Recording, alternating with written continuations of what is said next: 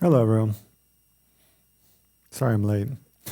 I'm not really late. I'm right on time, but yeah.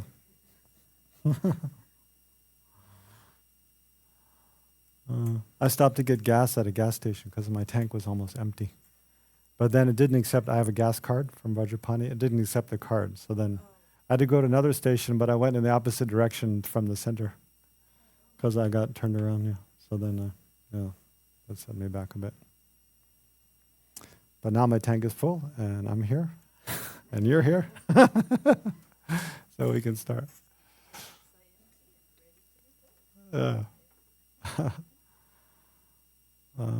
Let's start with a brief motivation. So let's just sit and focus our attention for a couple minutes. So get comfortable in whatever meditation posture you find comfortable.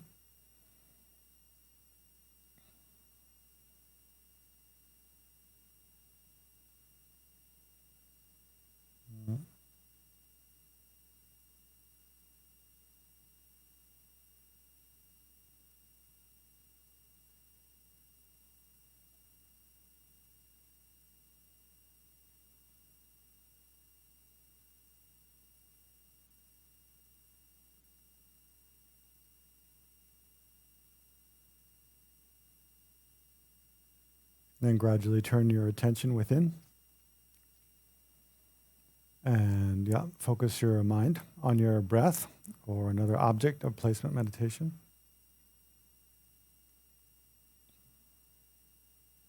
And just try to generate a continued, unbroken stream of awareness of your breath. And when you see your attention wandering off to focus on something else, try to notice that.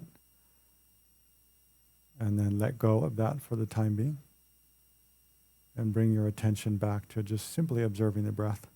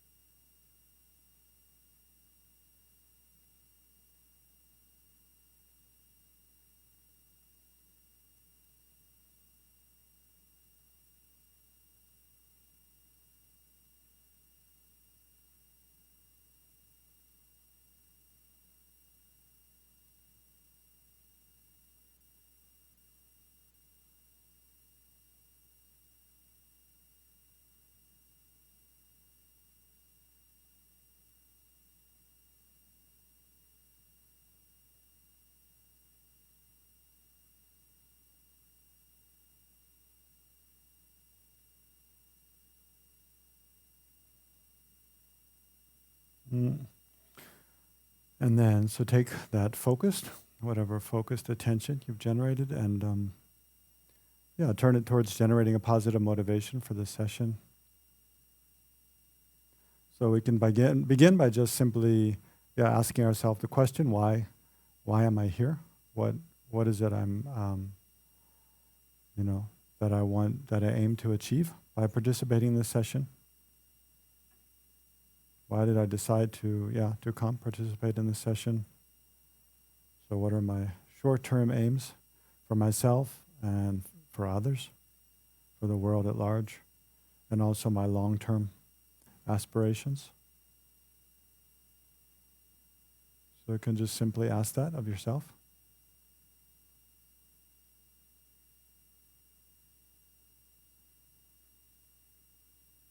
And see what answers you have.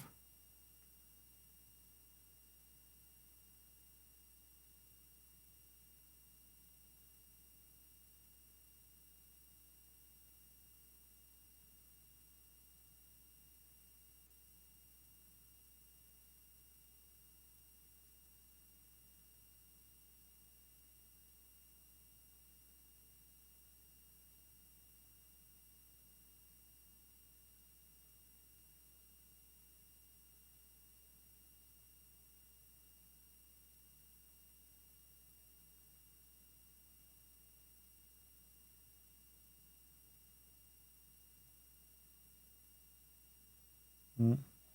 And then connect that to this session, what we're doing now, by generating the intention that whatever we do in this session, may it contribute to achieving my aims, right? May it become a cause contributing to achieving the short-term and long-term aims for myself and for others, and for the world, entire world, all the sentient beings.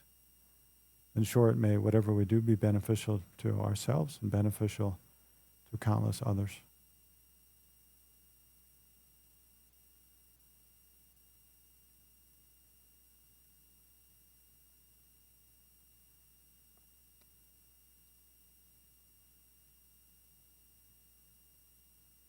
Up to full enlightenment, up to the fulfillment of our own and the others' highest potential. The potential for the fullest development as a person. State of full enlightenment.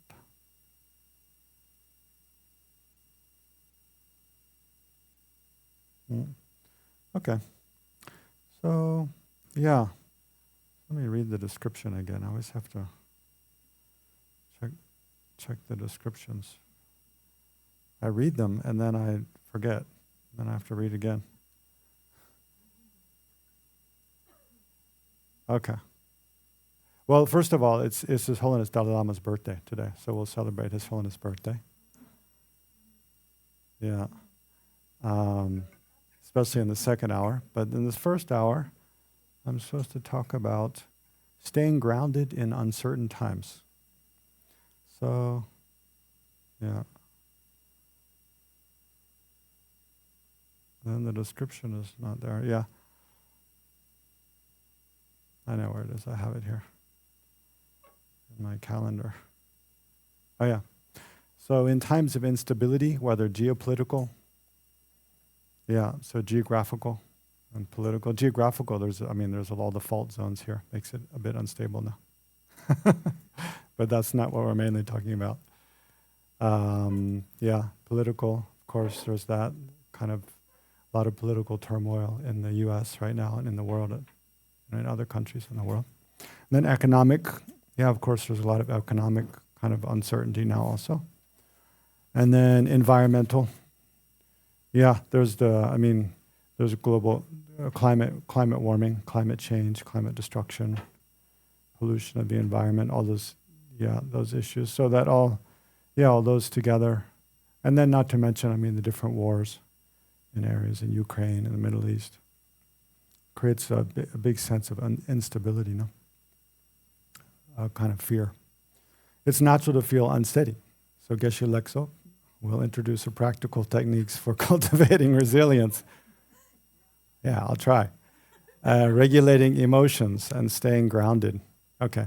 So yeah, the few things that I was thinking about before, and then just in the while we were meditating at the beginning. Well, first of all, I mean, of course, I have some ideas about what causes a sense of instability and causes us to feel fear and challenged. But I also want to hear what you all, each of you are personally, or some of you, not each of you, maybe we don't have time, but some of you, what you feel is some of the biggest challenges you're facing, or make you feel most unstable or ungrounded or uncertain about things, worried about things, and that you find,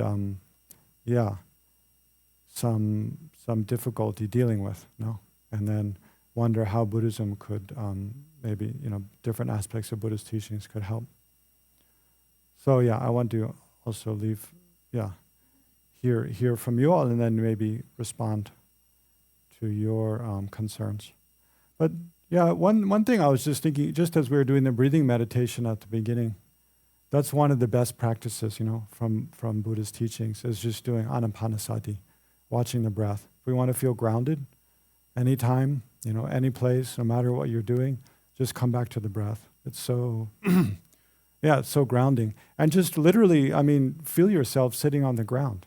Feel your connectedness with the earth. So oftentimes we get caught up. I think one reason we feel so unstable sometimes is we get caught up in our head, so much. We get caught up in different ideas, different information that we hear. And then, especially because these days we receive information from all corners of the world, minute by minute, instantaneously.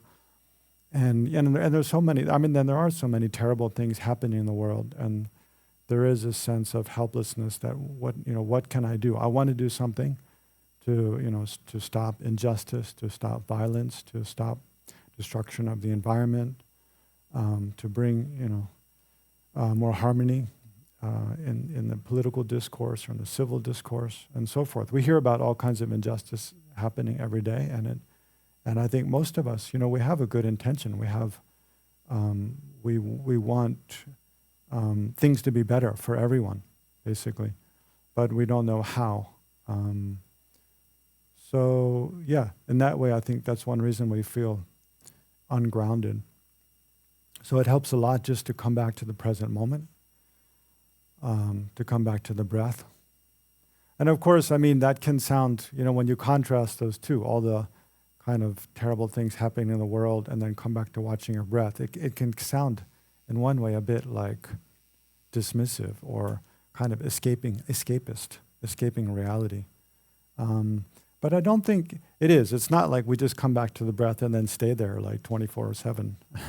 No, it's a starting place. No, if we start from a place of feeling kind of totally spun around and kind of confused and frustrated, that's not a good place to start working towards a solution, right? A good place to start is to feel centered and grounded and clear in our mind about what, how we can use our life, which begins with how we can use today, which begins with how we can use this moment, like where we are right now, to contribute to, to contribute to a positive change in the world. So as far as being grounded and dealing with instability, it really helps just to be familiar with this basic meditation. It's like the very first meditation that we're taught in Buddhism is to just sit in a comfortable posture. And we don't have to be sitting to meditate. You could be sitting don't have to be sitting on a meditation cushion. Could be sitting at an office or on a bus or in your car or walking or doing something else. But to come back to the breath and know how to center our attention. Know how to it's a skill, to learn how to let go of all the things happening outside, the things other people are saying, the things that are in the news, the things that are going on all around, and bring, pay attention to ourselves, what's going inside. Bring our attention back within and just create some stability, some clarity, some peace, within ourselves. So it's really helpful then that's why it's helpful to do that regularly, to meditate regularly, to let go of all the things outside, all our attention that's scattered to the outside, and bring our attention back within and observe just the breath initially to sort of calm our mind down and focus our attention. And as we're doing that, I mean, a preliminary for watching the breath is sitting in the posture, the comfortable posture. And one aspect of sitting in the comfortable posture, is scanning through the body, seeing physically where we have tension and stress in the body. So just doing that, that's probably the very first meditation I ever learned before I ever heard about Buddhism. When I was in like 6th grade, I had a teacher, Mrs. Fouts, I still remember. Really big woman. I think she had a thyroid kind of thing, and she was very big, but so kind. And she would grab the students and just hug us, give us a big hug. It was so nice to be hugged by Miss Fouts. But she was so worried about the students having stress that I remember she played this tape where it explained a kind of a meditation. It was like you imagine chicken soup, which I would never use now, but because I'm vegetarian. Then I wasn't. But you imagine like warm chicken soup flowing into your crown and filling your whole body with kind of warmth. And, because chicken soup is kind of like a sign of your mother's love. When you're sick, she makes chicken soup for you in America. So, I remember doing that, just being surprised, like how good that felt, just to imagine your body being filled with something kind of warm and liquid and nice. So just doing those, I think sometimes, especially when we learn more about Buddhism, we get caught up in, there are many more sophisticated and dynamic practices, but just, simple practice, like just sitting and being aware of how we're sitting, being aware of the sensations in our body. Where do we have stress? Around the eyes or in the jaw or the base of the neck, the back of the neck and the shoulders. And then just breathing into those spaces and trying to relax. And then that's already, you feel better, right? And then feeling our connection with the earth, feeling gravity pull us down to the earth. Just that, it makes us feel grounded. And then watching the breath, focusing our attention.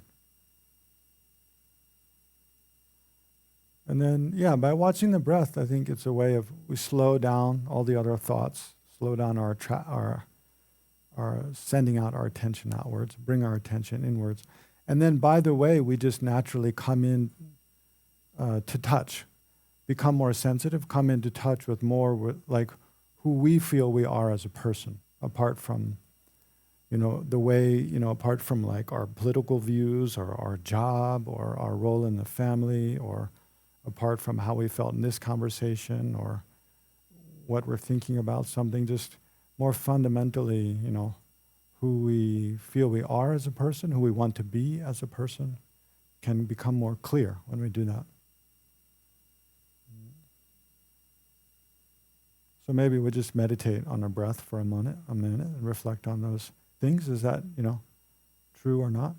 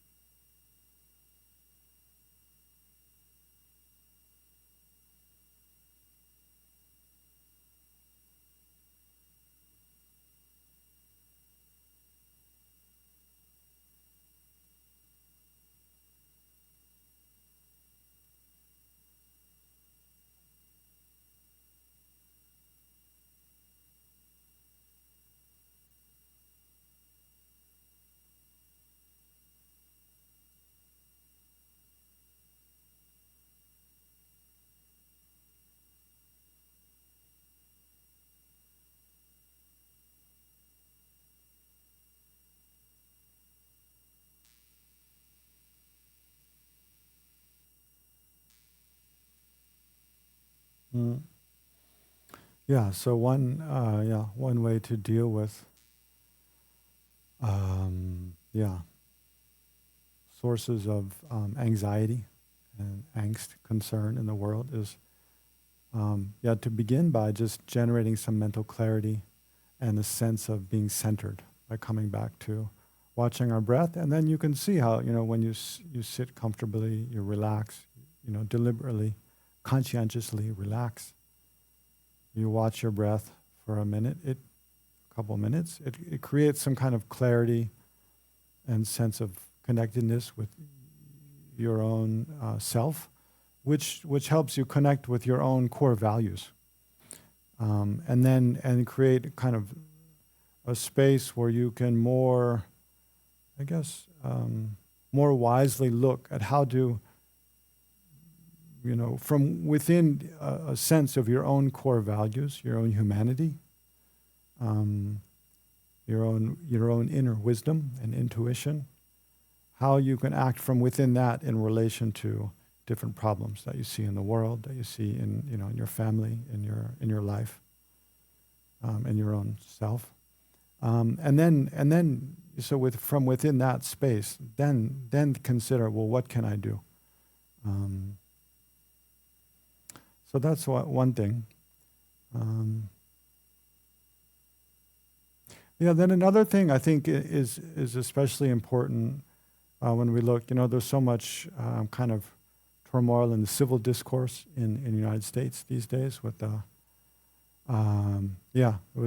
actions of the current government, and then and reactions to that by other parties. So the political discourse is so polarized these days, and there's a lot of very heated language, a lot of anger, you can say, and fear, and a lot of distrust, a lot more distrust of each other than before. So one thing is very helpful. There's to remember, I think, in this situation,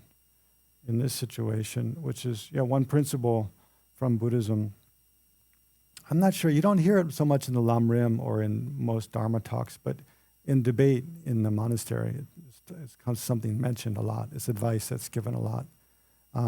Because, when we debate with others in the monastery, your ego definitely comes up. Your ego comes into play because you want to be right and you want to show how the other person's wrong, typically. The motivation should be larger than that. You want to learn something about Dharma, but it hurts your ego to be wrong, right? It hurts. It's painful, right? So you don't want to be wrong. And also you want to kind of be a good monk, a good student. So you want to kind of look like you're right.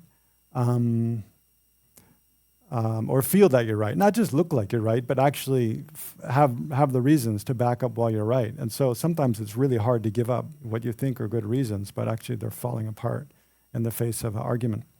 But but one thing, advice that's given again and again is when we're arguing with someone or debating with someone, you're not, you're not trying to defeat the person. You're trying to defeat the wrong views that they have. No. That's very important to remember. Now, when we disagree with someone, in a personal conversation, or even someone we see in the news, or at work, or from afar we've heard about, when we disagree, it's okay. It should, first of all, it needs to be okay to disagree. Like we need to just accept the reality that everyone's not going to agree. People are not going to agree with us, and we shouldn't expect that. And we're not going to agree with other people, and we shouldn't feel some kind of obligation that we have to agree with what everyone says. We each need to have the freedom and the space to be able to disagree. But when we disagree, we should be clear that we're not disagreeing. We tend to think we disagree with that person. But what does that mean, actually, is we disagree with some view that person holds, right? So it's very important to separate the person from the things they say, the actions they do, and the views they hold. We can't give up caring about people. If we give up caring about people, that's kind of a big mistake, a big loss. No, that leads into harming other people. And first step, we give up caring, and then we make excuses to harm, right? And that harming others harms us, right, in the long term, because we're all interconnected. So while we can vehemently disagree with what another person's opinions and views, but we need to learn how to disagree with a person's views and opinions and their actions even, especially when their actions are harmful to others. Yeah, we have a responsibility to stand up against those actions, when it's possible.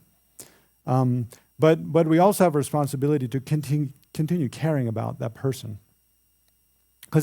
And the basis for that is because everyone, fundamentally they want to be happy, and they want to have good life. They want to maintain their life. They want to have a wholesome, a peaceful life, and they don't want to suffer. They don't want to die. They don't want to be physically harmed. They don't want to be verbally harmed, right? Just as we do.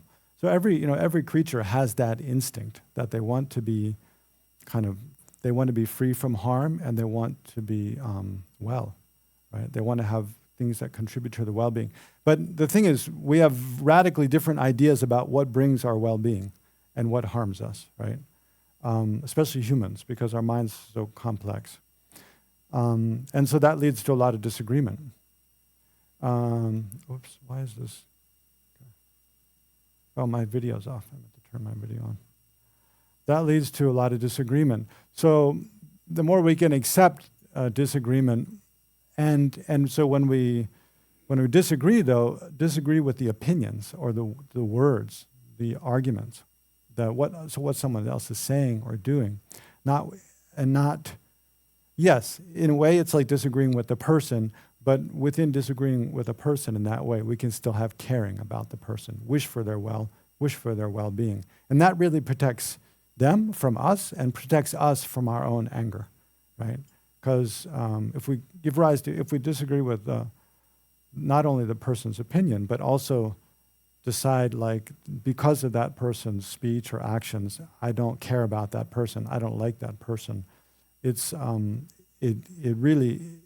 of the first step to us becoming angry. Anger destroys us. It harms our own peace of mind. We can't be happy when we're angry, and it destroys our physical health, right?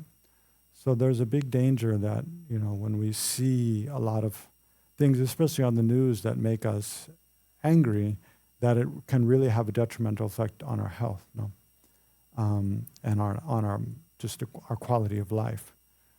And then when there's things that harm us like that way, then it increases the chance that then what we do or say is also harmful to others, and then it's just bringing more harm into the world rather than bringing peace into the world. So, what we want, I think we can probably all agree that, personally, we want to bring more peace into the world, right? We don't want to be a source of more harm and consternation and conflict, right, in the world. But that peace begins with us, begins with our mind. And then when we have peace in our mind, we can speak in a way that's peaceful. Although, we can disagree, but we can disagree respectfully. That's another thing you see, like in the writings of Tsongkhapa. That's one feature that really stands out in the writings of Lama Tsongkhapa. And also in the sutras spoken by the Buddha, is that, yes, they vehemently disagree with the views of others, of other philosophical schools, of other scholars, of other practitioners. But they don't, Tsongkhapa rarely names them. He rarely states them by name. He'll disagree with what is being said, the arguments that they make or the interpretation they'll have, but he'll rarely name the person he's disagreeing with, because it would be kind of belittling, right, to name that person. So it's like, out of respect for the person, yeah, you disagree with the argument they're making, but there's no need to make it a personal thing by naming them, right? So yeah, we can also use that in our own speech, and it's more effective that way because, So back to this, I was saying this advice in the monastery: don't disagree with the person, disagree with their speech, right? And then within their speech, don't disagree with the words, or don't kind of debate with the words. Debate with the meaning of the words. That's another thing. Too often when we're, and you see this a lot in televised debates, you see all the time, or in the news, and especially politicians or representative countries responding to each other is a bit more diplomatic, right? A bit more, but where people twist each other's words to make it mean something it actually doesn't, right? And then argue against that or take issue with that. That's arguing in bad faith, right?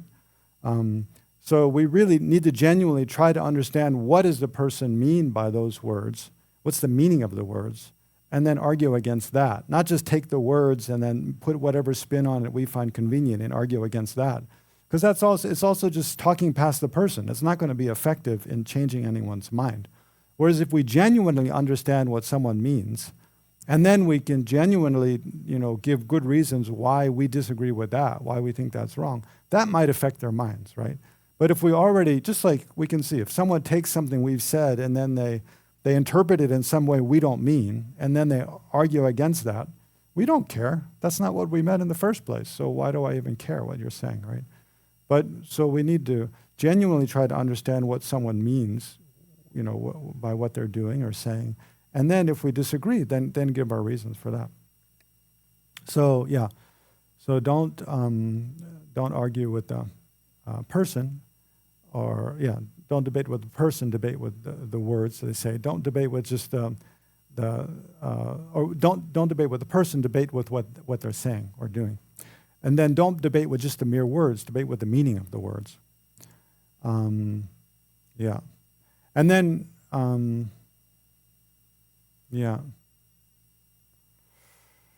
and then the other one is don't base your your own actions on superficial meanings, but on the deepest meaning, right? So often, also like when we think about the meaning of something, of someone else, the meaning of someone else's speech or the meaning of our own speech, we should try to look for a deeper meaning, right?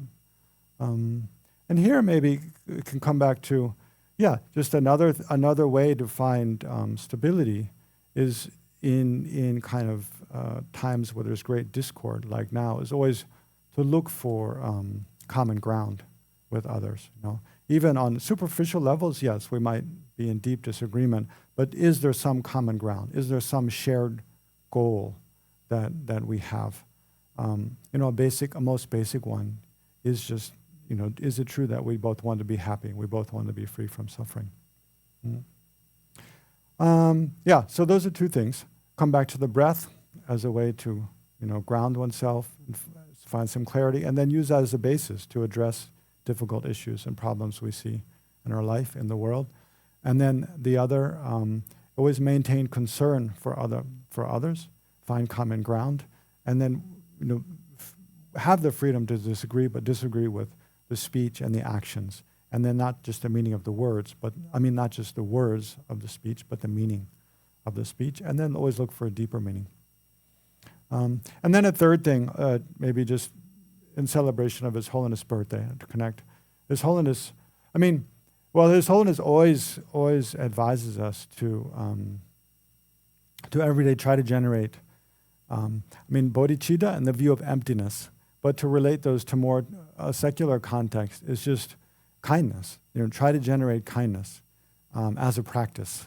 That helps a lot, to stay centered and to deal with all the ups and downs and all the kind of, difficult circumstances we face in life and in the world, is to practice make kindness a practice. Now, don't just be kind when we're feeling good, but really try to learn how to be kind when we're not feeling good, physically or mentally, but make kindness a practice, and not in a way that is like just a sugar coating that kind of ignores real problems, but in a way that's integrated through every aspect of our life, that actually enables us to deal with real problems in a better way, in a more constructive way. So kindness, and then dependent arising, right? The behavior of not harming and benefiting others as much as you can. Another way of saying kindness is use your life to not harm others, and then benefit others as much as we can. So really, in gratitude, recognizing that our lives have come about, in dependence upon the kindness and the input of so many countless other people, beginning with our mother, our father, our siblings, our teachers, our neighbors, and then countless strangers who supply us with food, water, shelter, clothing, and so forth, education, entertainment, employment. So reflecting on our interdependence. So having this view of interdependence, that I am I don't exist in isolation from everyone else. I'm interconnected with other sentient beings and with the inanimate environment. And therefore, that's all part of me, and I'm part of that. So I should use my life to give something back out of gratitude, to contribute to the welfare of others. So this behavior of kindness and using our life to benefit others based on the view of dependent arising. And then when we think about, what can we do with our lives to bring some benefit into the world, then also we use the view of dependent arising. Well, and I can't do that alone. So how can I collaborate with others to resolve some of the problems I see? And it's always, we think globally, but act locally. I mean, there's a lot of wisdom in that. And that is kind of the Buddhist view, to think on the vast scale, be far-sighted, and have a vast-reaching aspiration, motivation to benefit all, but then start by making some improvement in ourselves and in our own behavior, our actions of body, speech, and mind, and then let that, try to be an example to others, and then with kindness try to collaborate with others and make positive change in the world. And that's all, those two, you can say the attitude of kindness or compassion and the wisdom of dependent arising, which is the flip side of emptiness, are very nicely contained in a mantra, right? The Mani mantra, Om Mani Padme Hum, right? So maybe I'll just conclude my remarks with that, with explaining that mantra briefly. So Om is like a syllable. It's common in the Buddhist and Hindu tradition both, but invoking kind of all the blessings of the enlightened body, speech, and mind of all enlightened beings or all holy beings in the world, invoking their blessing. Om. Mani means jewel, right? So here, the symbolism is that compassion, the attitude of kindness and compassion is like a jewel, because in dependence upon that attitude, everything we wish will fall into our hands. We can have basically whatever we wish for in the world, and mainly not thinking about material things, but talking about, happy life, happiness in this life, happiness in future lives, friendships, success in whatever we're doing. If we practice kindness and bring kindness into whatever we're doing and compassion, then that leads us from goodness to goodness, happiness to happiness. So Mani is a jewel. So the symbolism is a jewel within a lotus, right? Like a priceless jewel, like the Hope Diamond or something, even more priceless. Compassion is even more precious than a diamond, because with diamonds, no matter how big it is, it can only give us a certain amount of money, but money can't buy us happiness, right? Whereas compassion, if we live life with an attitude of kindness and compassion, brings happiness in the immediate moment and brings happiness into our relationships. And then when we finally die and look back on our life, we feel happy with what we see. So it's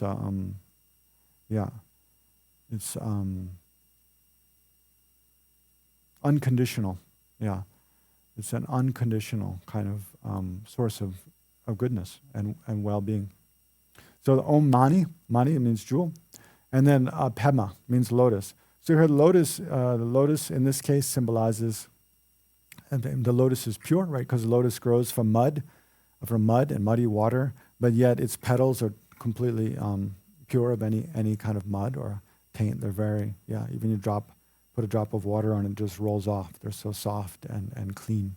So like that, with the view of dependent arising, even though we're in all this kind of trouble and samsara, if we generate this wisdom of dependent arising, seeing that all phenomena are interconnected, that brings purity to the mind. It purifies our mind and purifies our kind of afflictive emotions with wisdom, right?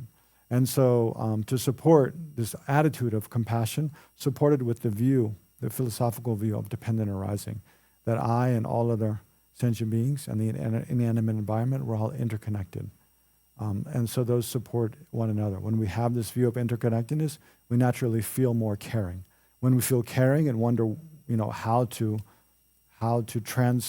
translate that into positive action in the world, then the view of dependent arising informs us how we can more effectively, act in the world. So they mutually support each other. And then Hum means so be it. So in short, this mantra, Om Mani Padme Hum, means by the blessing of all enlightened beings, may I become the union of compassion and wisdom, right? Compassion, caring about all sentient beings, and wisdom, understanding dependent arising. And then Hum means so be it, means may I become that. So using that mantra, and also, of course, that mantra is the mantra of Avalokiteshvara, the Buddha of compassion, who is, his human form is believed to be His Holiness, the Dalai Lama, for those who have faith in that way.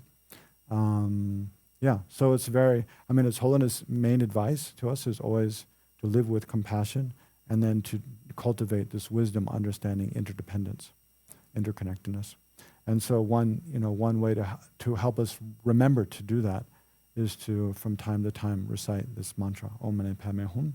And then if we have faith in His Holiness, to bring His Holiness to mind and feel, invoke His kind of blessing and feel inspired by Him in whatever way, is appropriate for us or relevant to us. Okay, so now I want to hear from you all. What are the things that you find difficult or destabilizing or frustrating? You all look quite happy now. Maybe I did too good a job now. Should have asked you at the beginning. Teresa, please. Oh yeah, Teresa. Great. I'll Hi, be Teresa. brave. Thank you. That was, just literally exactly what I needed. Very, very, very helpful. And really brought me back to my center. So I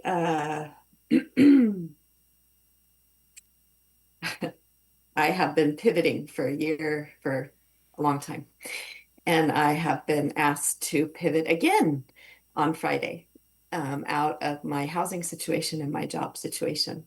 And I try to remember, in reading Big Love, Lama Yeshe says over and over and over that the Chinese kindly invaded Tibet and let them know that it was time for them to leave.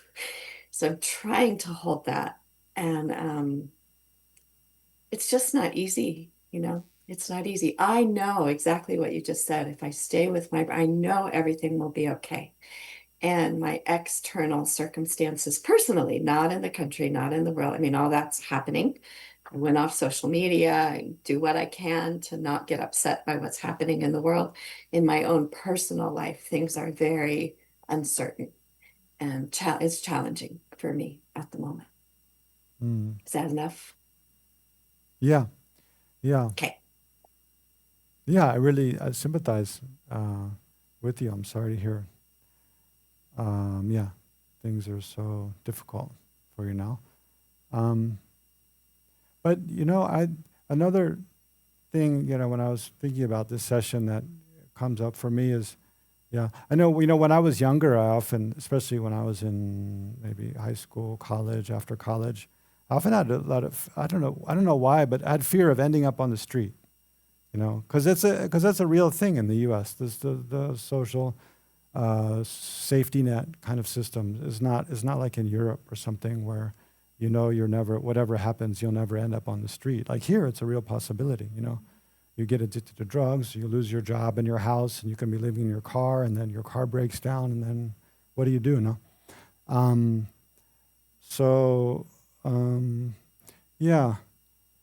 But one, and then, sometimes you think about, what if World War III breaks out or something like things really, and your home is destroyed, or your home's lost in a fire, or, all kinds of things could happen to us now. But But it's like, well, what else is there to do but keep trying, keep doing the best we can? I mean, the other option is what? Just give up, right? It's like no matter what situation we're in, I mean, His Holiness says, never give up, never lose hope. And it's really true. I think it's like, yeah, we just kind of have to again and again sometimes retreat, We tried a lot of things that didn't work, sometimes kind of retreat, come back, kind of, rally the troops inside and just keep going. I mean, the other option is what? Just to give up? We wouldn't be happy with ourselves with that, right?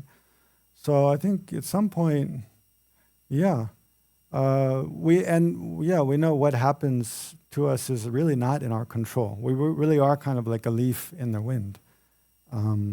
Although sometimes we, especially when things are going well, it's easy to fall into the kind of delusion that, we do have things in control in our lives. But we really don't. And we're really, we don't in the sense, yes, we do have, the Buddha's mantra is control, control, great control. So yes, we do try to have as much control as we can, but there's so many forces outside of our control. That's what I'm getting at. Starting with our own bodies, We can, like I had cancer when I was 25. I didn't think that would happen. And it really, it was really a kind of an excellent lesson that, things are not in control. So what other people think of us, our natural, the earth, here the earth can shake any minute, the weather. There's so many things, what people do with all the nuclear weapons in the world or, so many things like out of our control. But the things that are in our control is our mind and our actions of body and speech, right? And so we just have to come back, focus on that, do the best, in those actions that we feel like we can, and realize that's not a guarantee that I'll have a good or a happy or an easy or comfortable life. It's just not. Mm-hmm. But and then eventually we die, right? Even if it is, we die, right? And then, so what we want, I think it's really helpful to think about death, that we want to look back on our lives and see that we've done the best we could, even if it didn't turn out very well, that's the best, we did the best we could, Because and if we sincerely do try to do the best we can in this life, then probably we're going in a good direction. Another thing is like, okay, even if I don't feel like what I'm doing is very good, at least in terms of my motivation and my intention, I'm aiming in the right direction again and again and again. And maybe this life we're living out the karma of having done a lot of bad things in the past life, having made a lot of mistakes and having done a lot of actions that were aimed in a wrong direction. Because we've all done countless actions like that in past lives. But at least in this life, at least we're so fortunate to have met some kind of wisdom tradition, met some good advice, some inspiring role models that show us, what's the right direction. And we can again and again aim with our motivation, with our intention, do the best to aim our actions in what we feel as a really wholesome direction. And then, even if it doesn't produce a lot of, particularly impressive fruits this life, and we have a lot of negative karma ripen, we can take refuge in that. In a future life, that's going to carry me. In the future life, I'll continue in this good direction, right? So that's. I think that brings some solace to the mind. Yeah. Okay. Other questions or comments?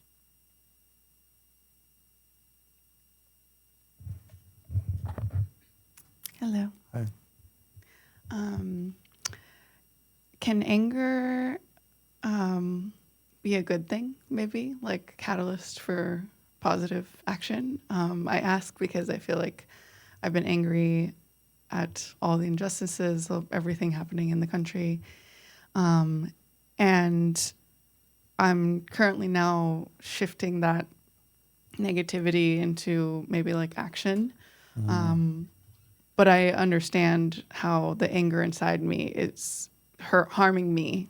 And so it's part of the reason why I'm focusing on building better habits and just starting with me, if I can model that positivity and change and all of that. So, Yeah, that's a big question that comes up. Anger. Well, it's very helpful to distinguish between anger and outrage. Outrage is fine. When we can see things happening in the world and great injustices happening in the world, and feel deeply like that's deeply wrong. That's terrible. That should never be allowed. I need to do something to stand up and to oppose that.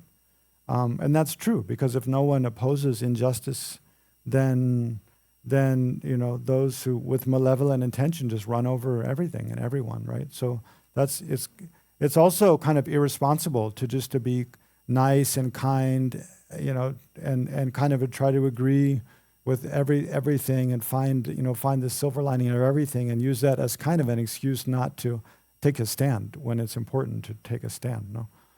But where it helps to distinguish, so that it is okay to be outraged about things, but it's like that. We do have, but where it becomes anger is where you conflate the things we're outraged about with the people who are perpetrating those things. And then we also not only want to stop the destructive things that they're doing, but also destroy those people, right? That's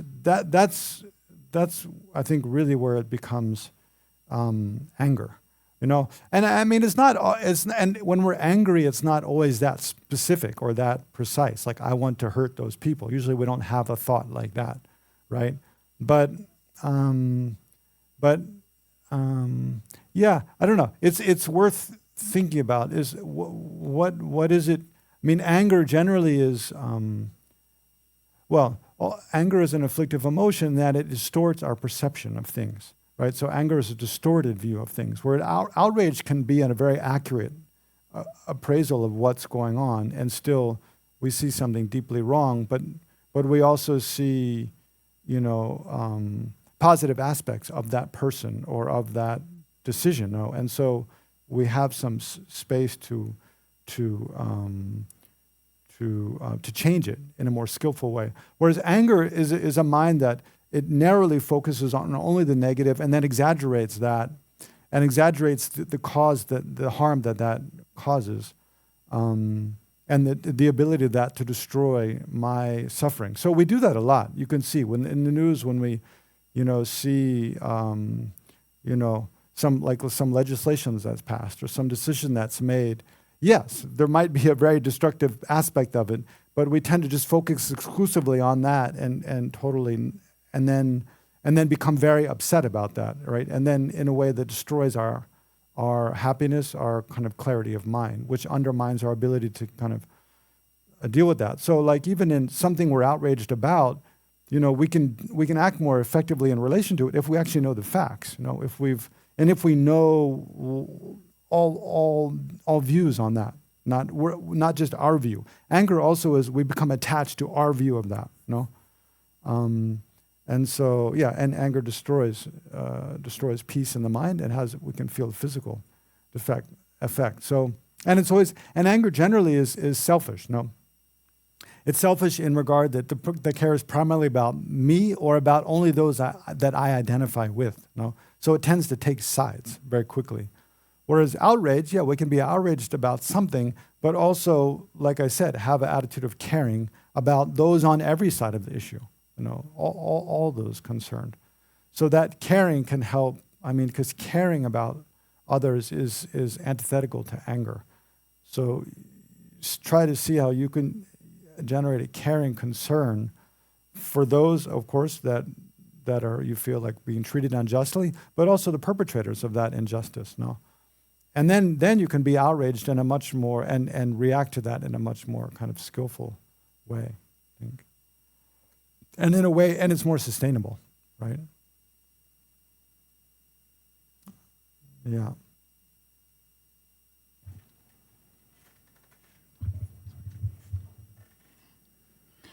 Geshe, you talked about one scenario that just popped up because it happens so often in real life. You talked about somebody else misconstruing your words thinking differently about what exactly you said, and then responding to their understanding of what you said. But then it causes disturbance in You mean you. them responding to you based on what they thought you said, not what you actually said. Yeah. Exactly. Yeah. How do you handle this situation Yeah. calmly that doesn't disturb you, doesn't disturb the other person? Because Yeah. it happens so often. Yeah. Yeah. This is another big skill you generate through debate. Is not getting kind of heated by, kind of not losing your cool in a way. So in that situation, when you say something, maybe, it's a kind of whatever, a bit confrontational or whatever, you say something, and then someone else understands something different from what you said, and they respond to that, then don't respond to what they said. No. Just go back and clarify them and make sure they understand what you said, right? So just whatever you said, go back to that. Well, you just say, I think you're misunderstanding what I said. What I meant by what I said is this. No. So don't let the conversation go on to something else before, you're both clear about what you said. No. And the same for them. When someone else says something and maybe you find it offensive or disturbing or kind of concerning, but because so oftentimes it's part of our ego, no? We habitually think we understand what other people are saying. We habitually think that everything we think is right. That's a big part of our ego, no? We always think that what we believe to be the case is the case, right? And so we always have to be careful about that, especially in regard to what other people are saying, right?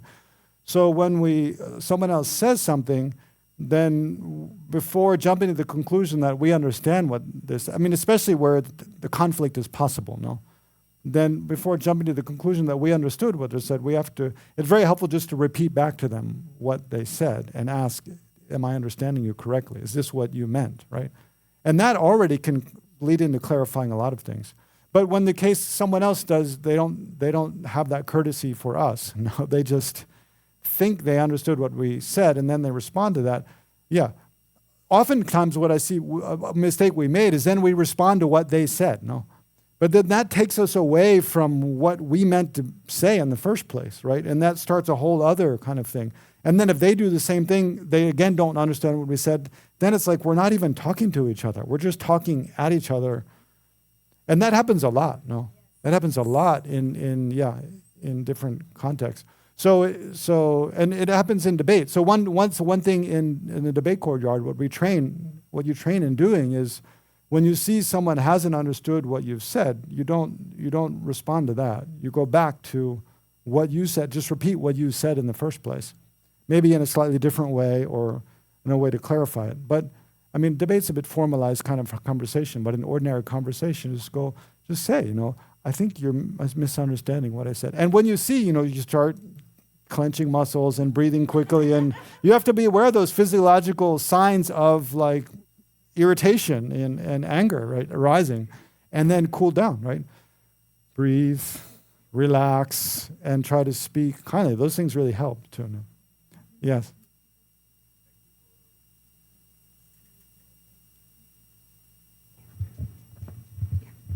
Yeah, thanks for your talk today, and on a holy day, the Holiness birthday, and that's a huge blessing. I have actually two questions. One is that as an individual, when we grow up, we go to school, and the competition is already built into the education process, and that partly actually contributes to the ego and what self we become in. And obviously, when we grow up and we realize that things don't work out, but then we are not in a position to unravel or unwrap that competition, which is already built into our psyche and the human. So how do we start at a very early stage for children to actually see the same your teachings in the first place to start with, and not only just compete but also see what they can actually contribute in a way in the relationship and the whole humanity. Yeah. Yeah, interesting question about competition. I don't think we have time for another question. Yeah, or yeah, competition. Yeah, I also relate to this very much through debate. Because I was in the Geshe Studies program for 20 years, and in debate, competition is a big aspect of it. But you use this kind of competition. I mean, and you can see how you use competition to try to. It's like competition that it has a lot of energy. It brings a lot of energy. When you're competing with someone else, oftentimes you push yourself harder than you would if you were just doing something on your own, right?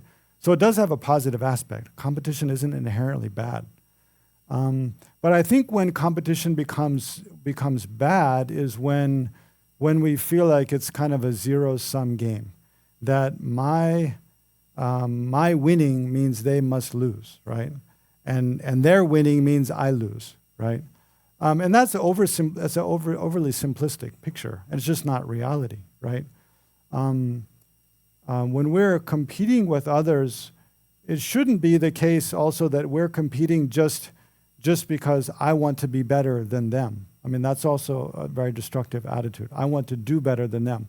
Yes, to a degree, yeah, we are competing because we want to at least stay equal or maybe do better than them.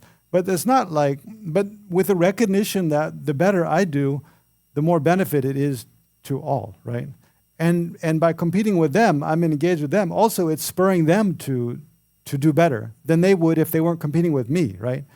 So, and if they do better than I do, then gradually that'll benefit me also, especially if we both have a kind of that wholesome attitude, that I'm not in this just for myself. I'm in this to benefit, everyone that I'm connected with. But competition is kind of it brings some energy to that process, and it can be a helpful part of that, whether it's learning or working or, whatever you're doing. It's like a friendly competition, right? It's different. Friendly competition versus a kind of like a blood game, where one lives and the other dies or something like that. Yeah, that's not a healthy competition. So I think, to teach children, because also, the other, there's one extreme of very kind of destructive kind of competition, but there's the other extreme of just giving up, Again, you have to look at that.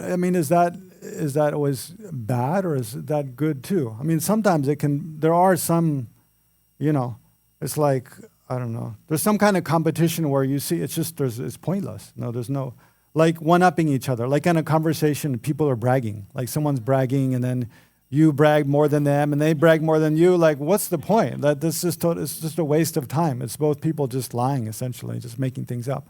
There's no, that kind of competition is no point. Actually, even a game like chess, I'm not I played chess a little bit when I was young, but I don't know. A lot of games like that, chess can definitely, it's quite sophisticated. It can definitely increase your cognitive capacity. And then if you use that for something else, it can be good. But just to be better and better and better and better at chess is I'm not sure there's really a point. You'd have to talk to a grandmaster or something, but yeah, it's just and maybe it can become kind of an art, like a music or another skill. If it can be beneficial somehow to others, then, by all means. But yeah, I have to check what kind of, but I think there again, basically the basic answer is come back to your motivation for competing, right? If one's motivation for competing is purely selfish, is purely selfish, that's not healthy, right? But so if we can teach children, it helps to teach children how we're all interconnected. If we harm others, then indirectly we're harming ourselves. Just like when others harm me, it indirectly harms my parents, and everyone who cares about me is harmed. Someone else harms me, everyone who cares about me feels hurt by that, right? When I harm another person, everyone who cares about that person is hurt by that, right? And we live in a small world, right? We're all interconnected. So, and also, in a sense, because we instinctively, we have caring for others. So when we deny that for a time and harm others, make some excuse to harm others, indirectly, actually, we're harming our own opinion of ourselves, which is very harmful to ourselves, to lower our opinion. You see that with people who harm others again and again. Gradually, people make up all kind of stories about themselves, but I think gradually people have a lower and lower opinion of themselves. They don't care about themselves. So not caring about others and harming them causes you not care about. So if you compete with a totally selfish motivation, that's harmful. But if you have a healthy competition where you fundamentally care about the person you're competing with, and it's like outside of the sphere of competition, you can be friends. That's where you see it's also destructive. If you compete such that that's all, you only see the person through the lens of competition. It should be that, we can race for a while, but after the race, we're friends, right? We can compete at work, but outside of work, like, we're friends because we fundamentally care about each other, right? So it should be, healthy competition is like that. Yes, there's a space for competition, but outside of that, basically as humans, we care about each other, right? Yeah, I think you can teach kids that. Okay, so we wanted to stop this part of the session here. Maybe we take a break, a 5-minute break, and then we'll continue with some prayers in honor of His Holiness' birthday. So we'll do the first part of that, not the whole thing. We don't have time. But basically, there's prayers, going for refuge, and then like imagining this place as a pure land, then making offerings, and then doing the 7-limb prayer to accumulate merit and purify obscurations, and then requesting His Holiness to remain in the world a long time and make prayers to stay connected with His Holiness. And then I'll say, make a few remarks in honor of His Holiness' birthday, and then we'll offer the birthday cake and sing happy birthday to His Holiness, and then conclude with some long life prayers and prayers for the Tibetan people. Yeah, so I hope, I'll share my screen for all the prayers, and I hope you can all see. Okay. Yeah, so let's just bring His Holiness to mind. So His Holiness, let's see, what time is it here? His Holiness is sleeping now. No.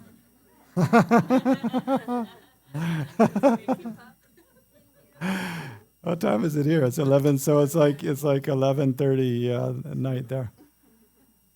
Yeah, so His Holiness is dreaming of us, maybe. Yeah. Anyway, bring His Holiness to mind, and all your own impressions of His Holiness, your connection, whatever kind of ways you've had connection with His Holiness in this life. Bring to mind and imagine His Holiness in the space before us.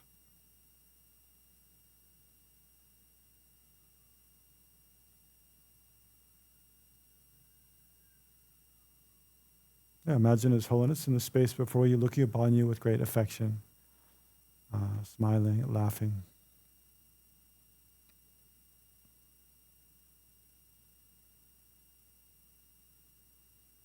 And especially for those who've gone for refuge in the Buddha Dharma Sangha, then reflect how His Holiness is in one nature with the Buddha and the Dharma and the Sangha and all enlightened beings appearing in this form. Especially as one with the Buddha of compassion, appearing in this form to benefit you, to benefit countless others.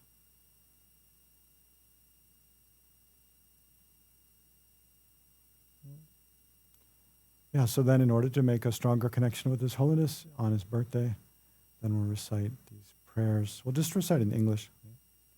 The Guru is Buddha, the Guru is Dharma, the Guru is Sangha also. The Guru is the creator of all happiness. In all Gurus, I take refuge. The Guru is Buddha, the Guru is Dharma, the Guru is Sangha also. The Guru is the creator of all happiness. In all Gurus, I take refuge. The Guru is Buddha, the Guru is Dharma, the Guru is Sangha also. The Guru is the creator of all happiness. In all Gurus, I take refuge. With the thought desiring to liberate transmigratory beings, I always take refuge in the Buddha, the Dharma, and Sangha, until the heart of enlightenment is achieved. With perseverance, acting with wisdom, compassion, and loving kindness, in front of the Buddhas for the benefit of sentient beings, I generate the thought of full enlightenment. With the thought desiring to liberate transmigratory beings, I always take refuge in the Buddha, Dharma, and Sangha until the heart of enlightenment is achieved. With perseverance, acting with wisdom, compassion, and loving kindness, in front of the Buddhas for the benefit of sentient beings, I generate the thought of full enlightenment. With the thought desiring to liberate transmigratory beings, I always take refuge in the Buddha, Dharma, and Sangha until the heart of enlightenment is achieved. With perseverance, acting with wisdom, compassion, and loving kindness, in front of the Buddhas for the benefit of sentient beings, I generate the thought of full enlightenment and then purifying the place. Everywhere may the ground be pure, free of pebbles and so forth, as level as the palm of the hand, and the nature of Vajraya and soft. And then invoking all enlightened beings to come to this space, especially His Holiness. Savior of all sentient beings without exception, divine destroyer of the unbearable hordes of Maras and their forces, perfect knower of all things without exception, Bhagawan, together with your retinue, please come here.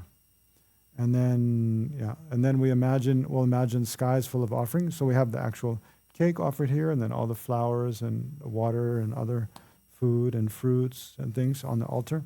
So we imagine all of this becomes like skies full of beautiful offerings. May divine and human offerings, both actually arranged and mentally emanated, become clouds of the finest Samantabhadra offerings, fill the entire realm of space.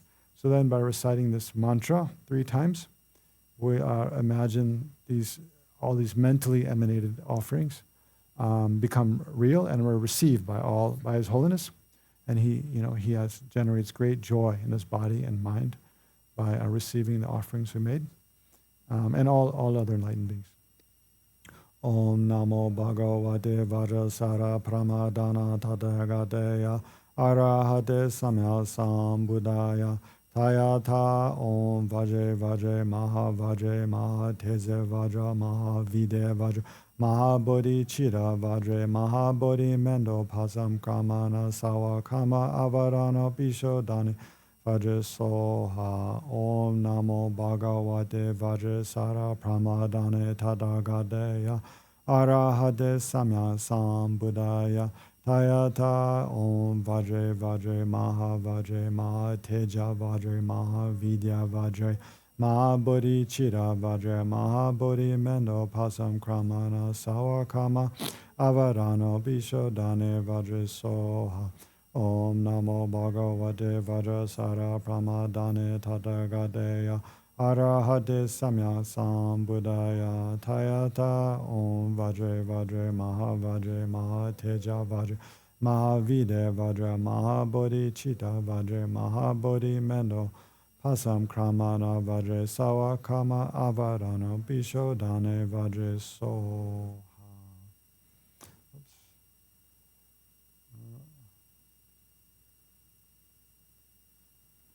There we go. Move this out of the way. Move this thing. Okay.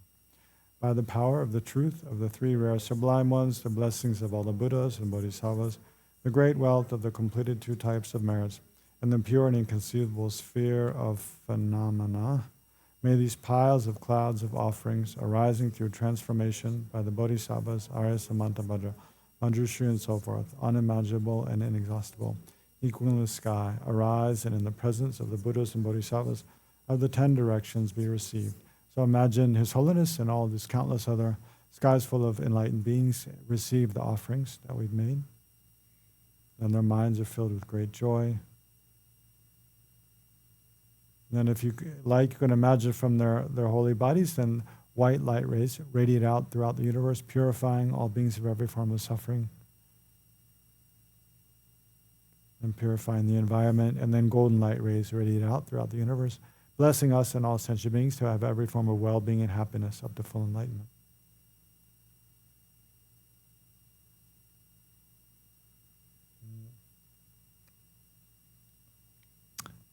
And then we'll do the 7-limb prayer.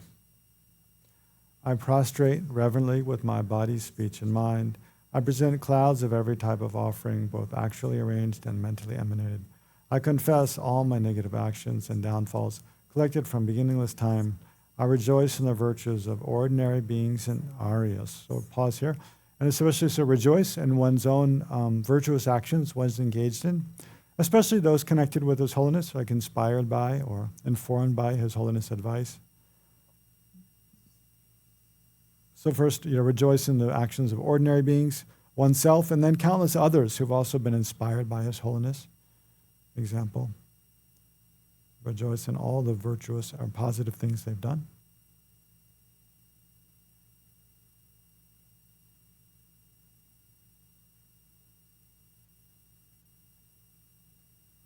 And then especially rejoice in all the positive actions engaged in by His Holiness, the Dalai Lama himself. He's brought so much benefit to the Tibetan people in exile and to the world at large.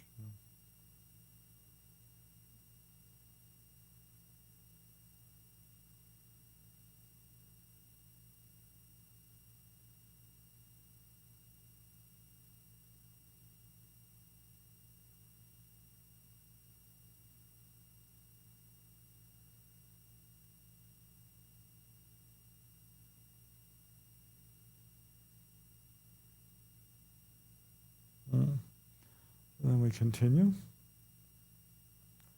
Please remain until the end of cyclic existence and turn the wheel of Dharma for transmigratory beings. I dedicate my own and others' virtues to the great enlightenment. Then we'll offer a short mandala offering. Make a short mandala offering down here. This ground, anointed with perfume, strewn with flowers, adorned with Mount Meru, the 4 continents, the sun, and the moon. I imagine as a Buddha land and offer it. May all transmigratory beings enjoy this pure land. And then especially a prayer for His Holiness' long life. Incomparably kind and supreme Tenzin Legtsok, the wish-granting, wish-fulfilling jewel, source of every single benefit and happiness in this world. May you have a long life and all your holy wishes be spontaneously fulfilled. And then the request for His Holiness to live long. In the sky before me on a lion throne, lotus and moon, my perfect pure Guru smiles with delight. Supreme field of merit for my mind of faith, please abide for 100 eons to spread the teachings. And then requesting His Holiness to teach the Dharma. Noble-minded one, primordial Buddha Vajradhara, all-pervading one, by manifesting outer, inner, and secret bodies, consider transmigratory beings with love as long as the sky endures, and turn the wheels of the outer, inner, and secret Dharma. Iyadam Guru Rana Mandala Kanyarataya. Okay, so here's where we can offer the cake and sing happy birthday to His Holiness. Yeah. Do you want to? Oh, sure. Yeah. I don't think His Holiness will blow it out while he's sleeping. Okay, so we can sing happy birthday. So we have a cake here. I don't know, can they see? Yeah, sure. You can probably see there. Oh yeah, I have to, of course. I'm not sure I do actually. Yeah. There's the cake in front of His Holiness in Chenrezig there. Okay, so we'll sing happy birthday.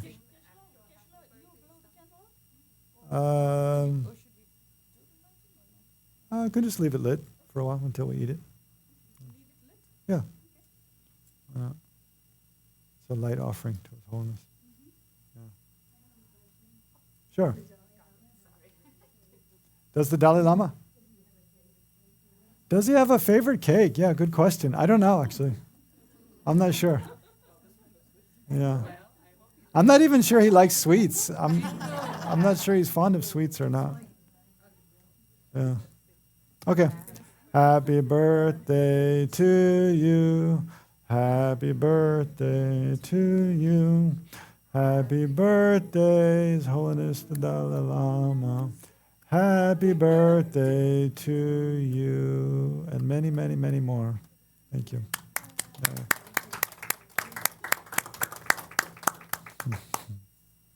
Yeah.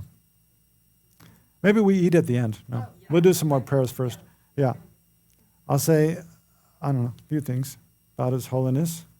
And then, yeah. Oh, really? Okay. Sure. Yeah, okay. Some personal stories about His Holiness. Yeah.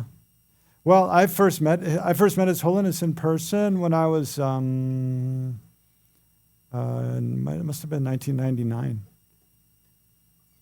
Let me think. Yeah.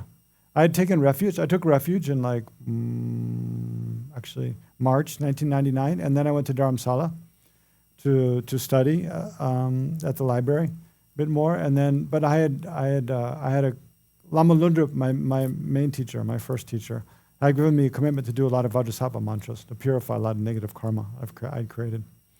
And so there was an opportunity to do a retreat, a Vajrasattva retreat at Tushita Meditation Center. So I did that 3-month retreat.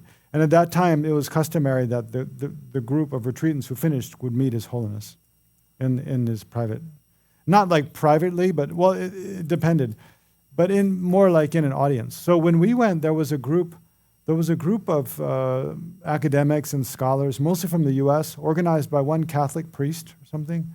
Actually, there's a movie about it. You can see me in the movie, just for one split second. It's called Renaissance. It's a documentary. It's not very good, really.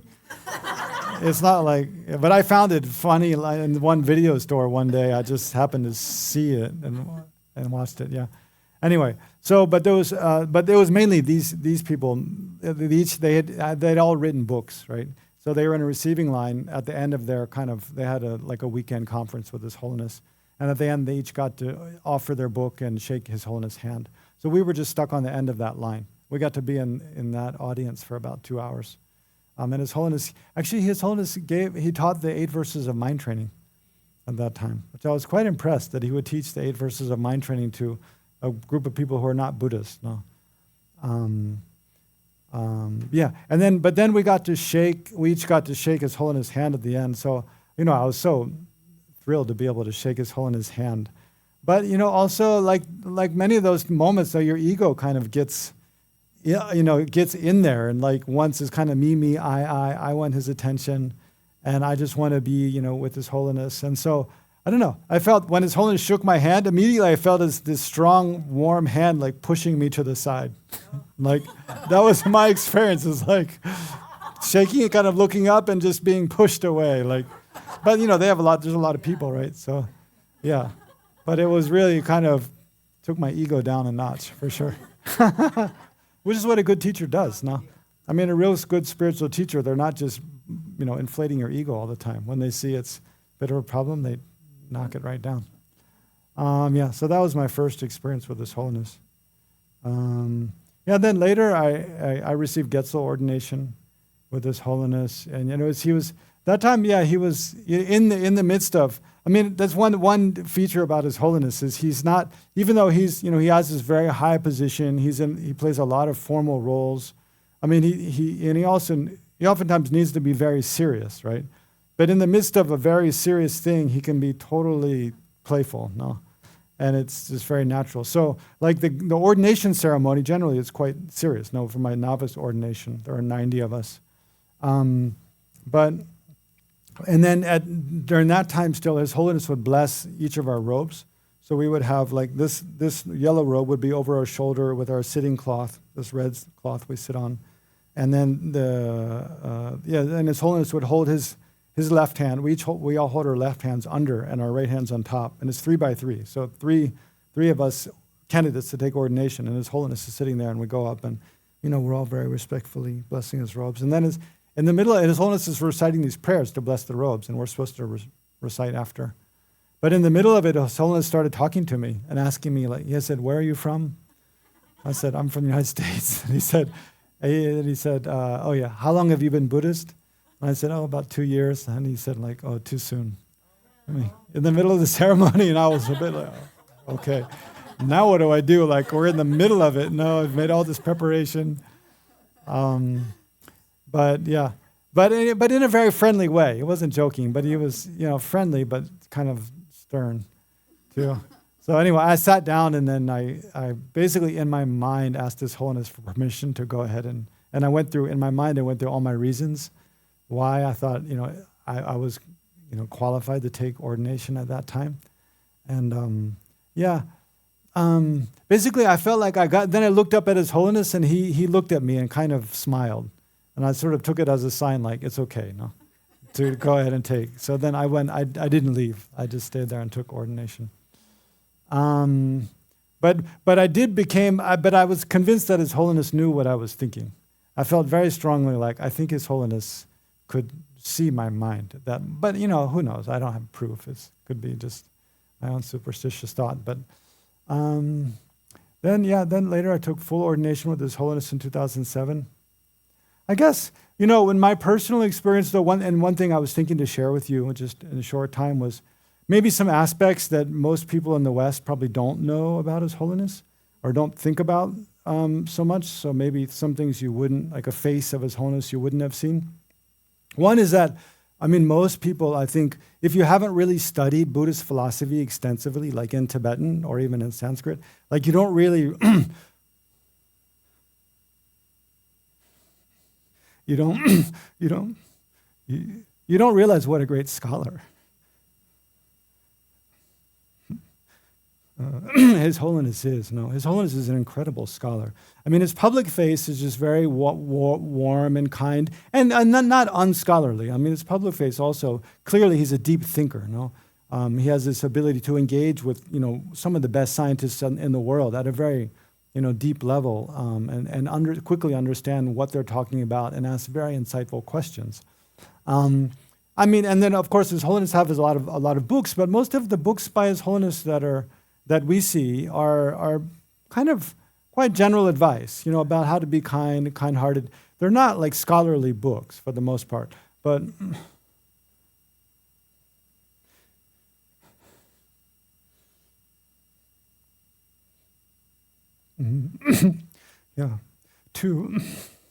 to hear His Holiness explain like a difficult text, like the Lamrim Chenmo, or Tantra, some text on Tantra. His Holiness, he's quoting from like Nagarjuna, Chandrakirti, Aryadeva.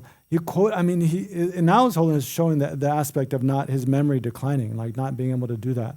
But before, 15, 20 years ago, even as little as 10 years ago, His Holiness can quote from all over the place, and you're just like, how can someone do that? It's just amazing.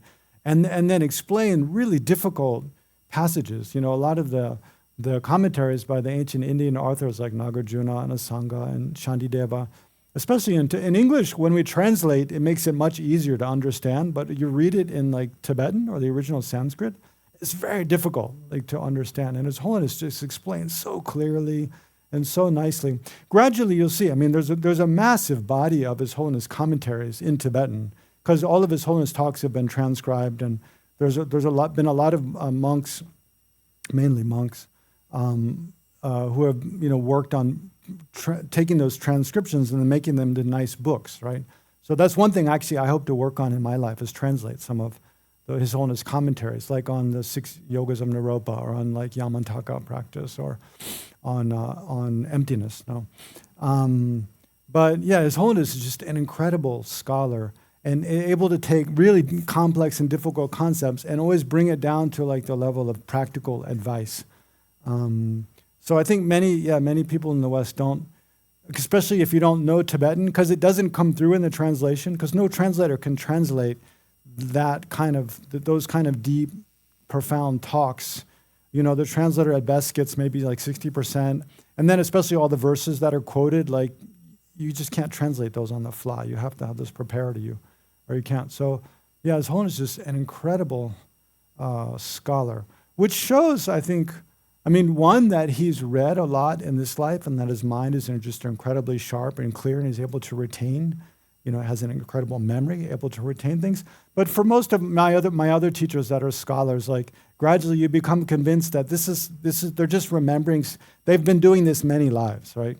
They've been studying this stuff and familiar with these things over many lives, and that's kind of the only way you can sort of imagine they can have that degree of kind of comprehension and retention of all these aspects of Buddhist teachings. And then another thing I think people don't realize is like how revolutionary His Holiness is. Like among like Tibetan leaders in general, especially the religious leaders, His Holiness is like, he thinks way outside the box. I mean, His Holiness is way more forward thinking than almost any of the other Tibetan teachers, especially the traditional ones, you know, those who have, you know, quite like the abbots of the monasteries, or those, you know, other tulkus have very high-ranking tulkus. Because, I mean, when you have, you know, it's like any institution. When you become the object of approval of that institution, it's much more comfortable just not to rock the boat too much, to kind of do what's expected of you, do what people are going to approve of, which is, I mean, especially in Tibetan and religious culture in general, especially Tibetan, it means like quite the traditional things. Like His Holiness easily could have just been a much more traditional kind of Dalai Lama. Like this whole thing of having, I mean, one of the most influential things His Holiness has done in his life is all these dialogues with scientists. And one of those things that's brought the most far-reaching influence of Buddhism in the world is His Holiness dialogue with, you know, psychologists and physicists and neuroscientists. And it's going to bring, I mean, it has brought, it will continue bringing benefit to people for a long time to come. But like, what other Buddhist scholar or leader does that? Like none. What other religious leader does that? Almost none, no. I mean, even when His Holiness first started doing that, and this was before my time a bit, it's very kind of looked down upon. Like most traditional Buddhist teachers, especially in the Gelugpa, they think kind of, what is that? Like that's not so good. No, that's what does that have to do with the Buddhist teachings? No, His Holiness can see a clear connection, and he explains many, many times over and over. But for other people, they think it's not going to help the Buddhist teaching. So you see, His Holiness' motivation really is this pure wish just to benefit, irreligious of whether it especially benefits Buddhism as a religion. That's not his main aim. His main aim is to benefit sentient beings, right?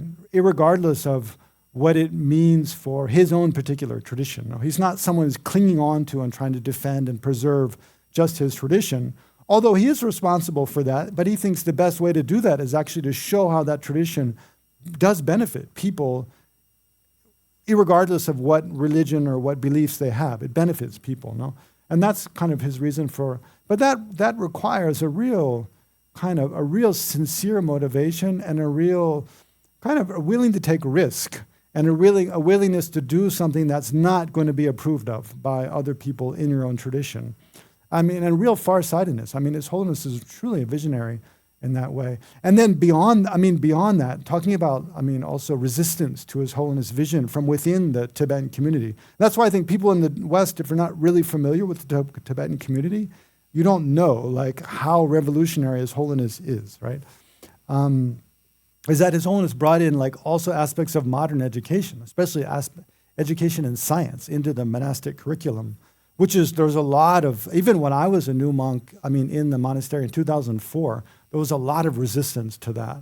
Like a lot of monks, probably half or more, thought that that's not a good thing, that His Holiness is wrong about that. I mean, we kind of tend to have the idea that, oh, His Holiness is leader of Tibet, all Tibetan Buddhists, so they all agree with everything he says and does. But it's not like that at all, I tell you. There's a lot of resistance to many things His Holiness has done. But His Holiness he's so consistent. He's so consistent. He just keeps doing what he thinks is right, despite the resistance.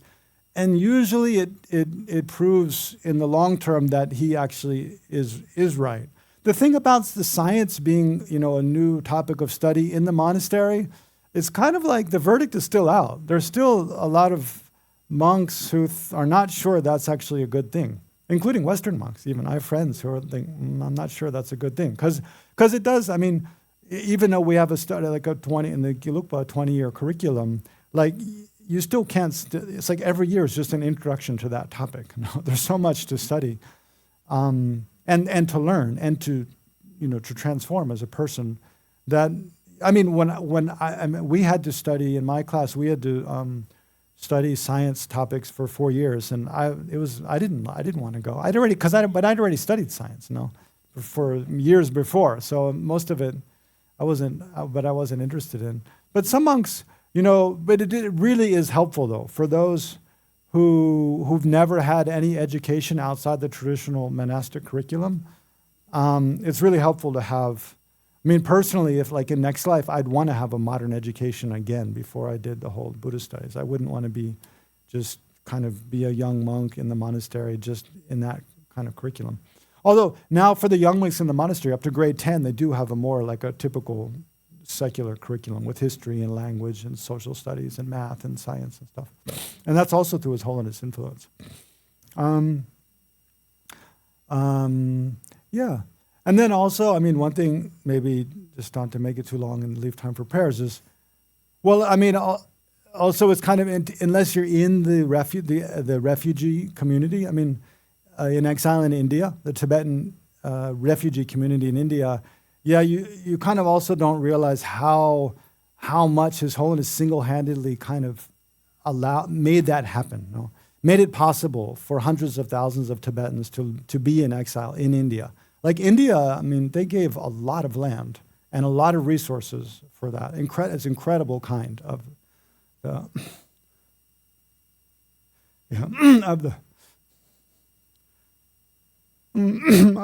of the Indian government and many individuals in the Indian government, and many individuals like the state I lived in for the most, Karnataka state in South India. It was because of some of the individuals in leadership. I'm not sure who exactly, but some of the individuals in powerful positions in like 1959, 1960s, 1970s, who largely through their personal connection with His Holiness, they meet His Holiness, they feel really impressed, and they decide to give land, to give a lot of land and support. So His Holiness really personally, through his personal connection with Pandit Nehru, the former Prime Minister, and many other individuals in India, that he really made it possible for for the Tibetans to live in exile, and that made it possible for Tibetan teachers to come around to teach around the world. So for centers like this to exist.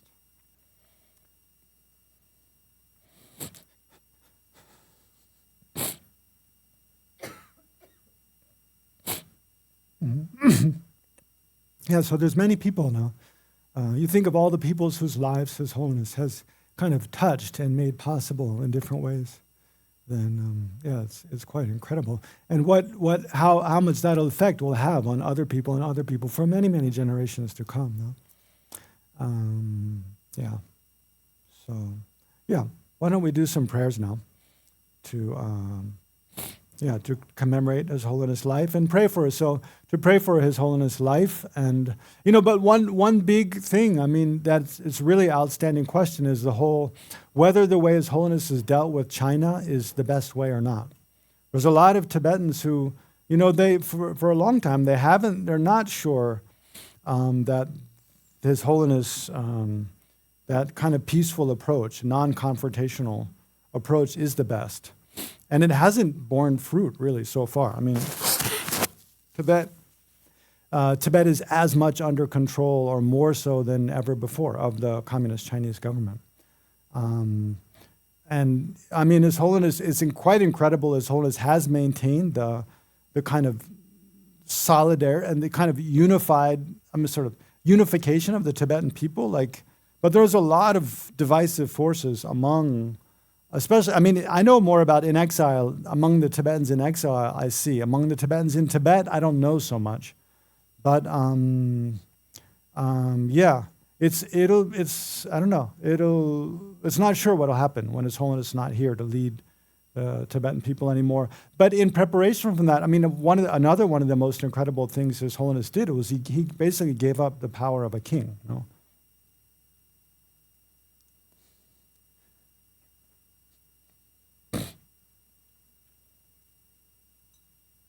Yeah, His Holiness. I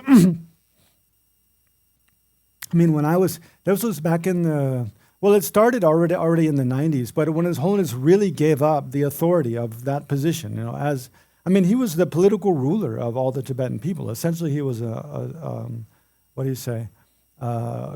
king saint or saint king, like a religious and political leader of Tibet. I mean, single-handedly, he was the ruler, like, of the Tibetan people. Of course, in exile, right?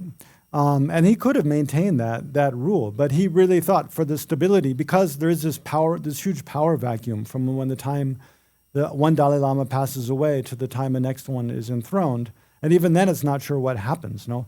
That it would be much better for the Tibetan people to mature as a people, to start practicing democracy, and for each person to kind of take that responsibility for their civic participation, and also for the stability of the leadership of the government. But what it means is, like, a lot of people who are much less enlightened are leading the government, right? Which leads to a lot of its own problems.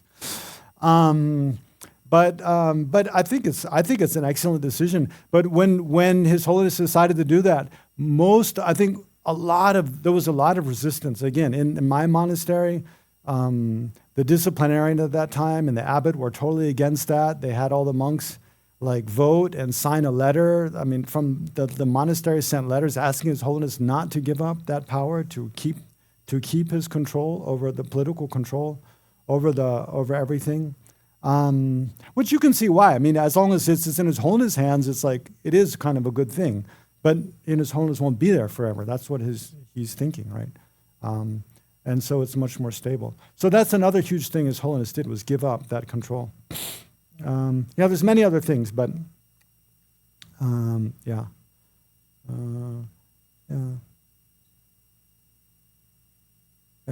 Anyway, so now we'll read some prayers. First, mainly for His Holiness' long life, and then for the Tibetan people, and then some other dedications. But the main objective here, I think, there's a lot of maybe a bit archaic words many of you are not familiar with, but the main purpose is to try to reflect on how His Holiness has touched one's own life in whatever way, and to pray that connection remains, from life to life, in the future, in this life, in future lives. And also to pray that we, in our own actions, our body, speech, and mind, we can contribute to fulfilling the wishes of His Holiness. And of course, the main way we can start is by every day making some time and effort to try to cultivate more compassion and kindness, in our heart, loving kindness and compassion, and to reflect on dependent arising and interconnectedness of all things, and then generate gratitude and have wisdom of interconnectedness, interdependence, and emptiness. That's what His Holiness asks of us again and again. Okay, so, can you all see? Okay. May you live, showing us a healthy and long life until our samsara ends. May all your holy wishes succeed immediately. Please guide me in all my lives until I achieve your state of full enlightenment on Buddhahood. And then, so this is the traditional long life prayer. We rarely recite in FPMT centers. In the monastery, like every puja, we recite this for His Holiness. So this is the long life prayer for His Holiness.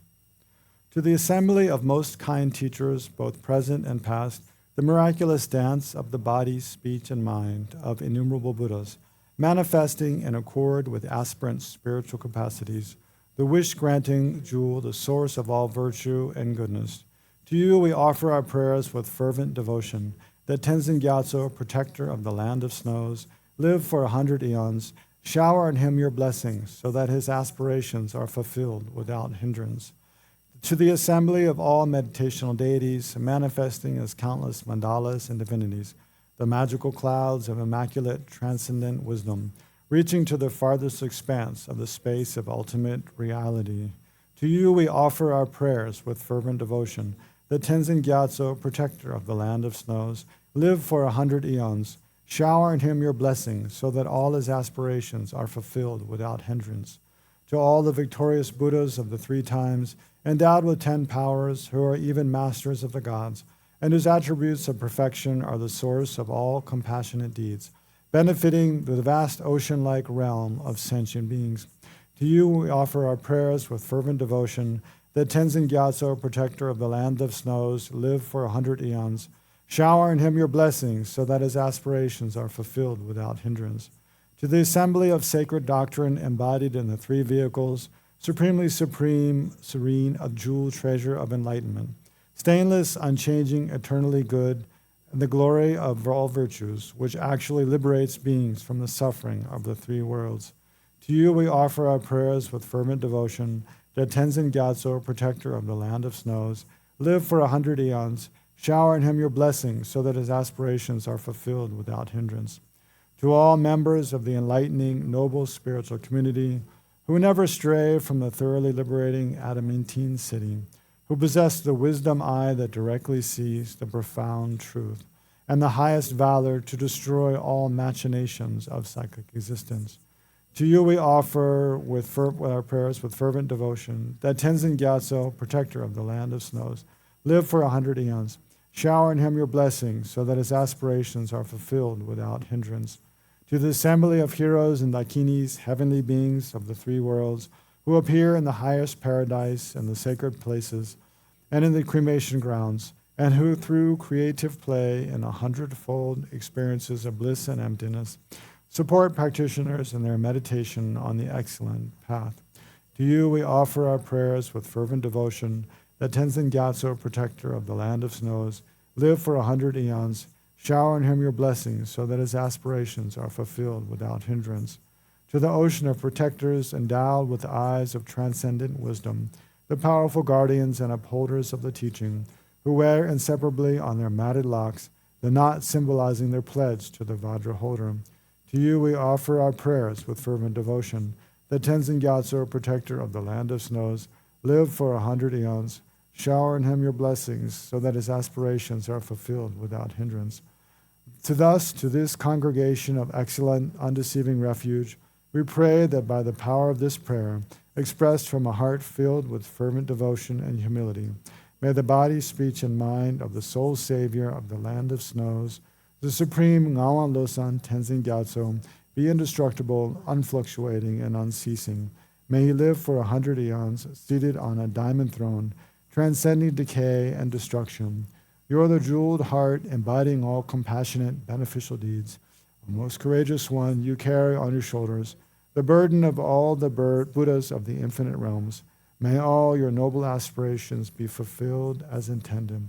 By virtue of this, may the heavenly doors of the fortunate era open, eternally as a source of relief and respite for all beings, and may the auspicious signs reach the apex of existence and release, as the sacred teachings flourish through all times and in all realms.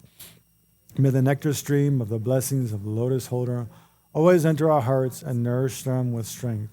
May we please you with offerings of dedicated practice, and may we reach beyond the shores of perfect compassionate deeds. Through the blessings of the wondrous Buddhas and Bodhisattvas, by the infallible truth of the laws of dependent origination, and by the purity of our fervent aspirations, may our aims of my prayer be fulfilled without hindrance. And then, this is where we're supposed to offer the cake, actually. Okay. Oh, there's another prayer. I'll skip to. For the Tibetan people. This was composed by Lama Zopa Rinpoche. A prayer for remembering the kindness of His Holiness the Dalai Lama and the Tibetan people. The object of refuge of myself and of all transmigratory beings and all their lifetimes is the embodiment of the three rare sublime ones, the all-encompassing three refuges in one, the Guru, the wish-granting jewel, His Holiness the Dalai Lama, the Master, Padmasambhava, and the Dharma kings, Sonsen Gompo and Trisan Ditsen, the abbot Shantarakshita, and the numberless holy beings who preserved and spread the Buddha Dharma in Tibet, and the Tibetan people who practiced and served Buddhism so faithfully for 1,000 years, as well as those who, along with many others, died sacrificing their lives for Tibet and His Holiness.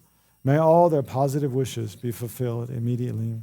Due to their limitless kindness, the sun of Tibetan Buddhism has now risen in the West, which is a dark land. But now that I have met with the Dharma, I have received the perfect human body, enabling me to lead a meaningful life. Our refuge and Savior, the Supreme One, His Holiness the Dalai Lama, and the Tibetan people have been so kind to us. Remembering this, we make the following dedications, prayers. May all His Holiness the Dalai Lama's wishes be successful immediately. May the snowland of Tibet achieve pure freedom. May the Buddha Dharma develop even more than before in Tibet.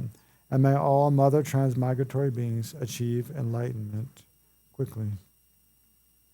And then for His Holiness, the prayers for Tibet to be fulfilled.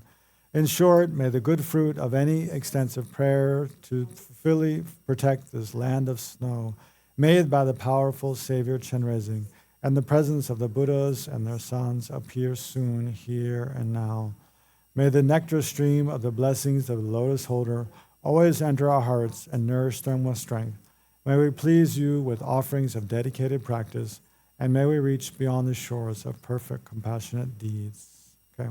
Yeah, so with that, we conclude with, and we extend these prayers for not only for His Holiness' long life, for the fulfillment of all His Holiness' aspirations, that we ourselves may be able to, whatever we find beneficial in His Holiness' advice and example, that we may take it to heart and practice it in our own lives, and thereby inspire others. And in short, may every sentient being be free from every form of suffering, especially all those suffering from recent natural disasters, such as in Texas, and heat waves in the U.S. and Europe, and other natural disasters, wildfires in Southern California, and all the animals also suffering from climate destruction. And then all those suffering from abuse of any kind, especially caught in war-torn areas, such as Palestine, the Middle East, Ukraine, and other places. May all those conflicts be resolved through peaceful mediation, and all those whose lives be destroyed, may they be fully restored. All those who've died, may they take a best possible rebirth in a pure land or in a human form. In short, again, and all those who are sick, may they be healed, and every form of suffering and the cause of suffering be eliminated, and every form of well-being and happiness and all that benefits sentient beings, may it increase more and more.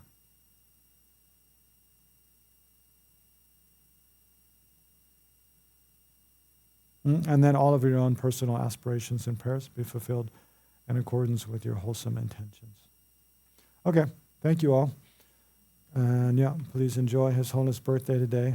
And during the year, I think I'll especially try to teach some practices that His Holiness, and explain some verses His Holiness has recommended for a daily meditation, and teach some practices that His Holiness has emphasized in the last couple of years.